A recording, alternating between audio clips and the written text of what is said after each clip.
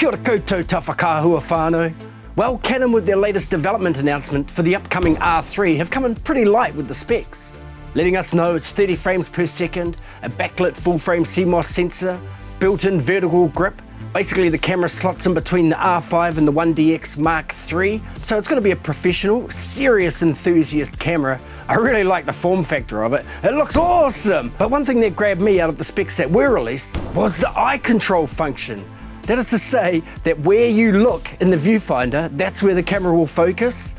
Now autofocus and focus is, I guess it's kind of the bane of a photographer's life, trying to get the focus point on the part that you want to focus on quick enough to be able to capture the shot in the time that you have available to you. It can be really tricky, and it can be the difference between getting the shot or missing it.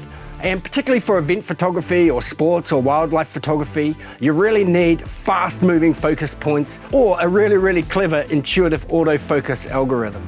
But the eye control function is not new. It just simply hasn't been used in the digital era. Canon have previously included this in their cameras about 20 years ago in the EOS R3, which was a film SLR camera. And the eye control function has just been completely skipped by all of the companies in the digital age and even in the mirrorless era so far. So it is awesome and also quite enticing to see that it's going to be included in the R3.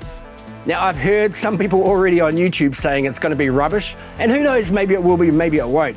But man, I'm jazzed for that. I think it's going to be a real great advantage to be able to look in the viewfinder where you want to focus and for the camera to do that. So I'll be really interested to see if it actually works once the R3 is released.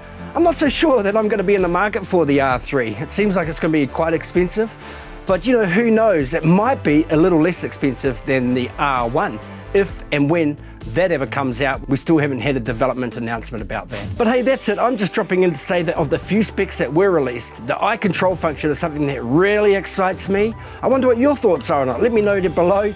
Are you going to be in the market for the R3? Are you looking for the 30 frames per second or the stacked, backlit, full frame CMOS sensor? If so, let me know. Otherwise, have a great day and we'll catch you on the next one.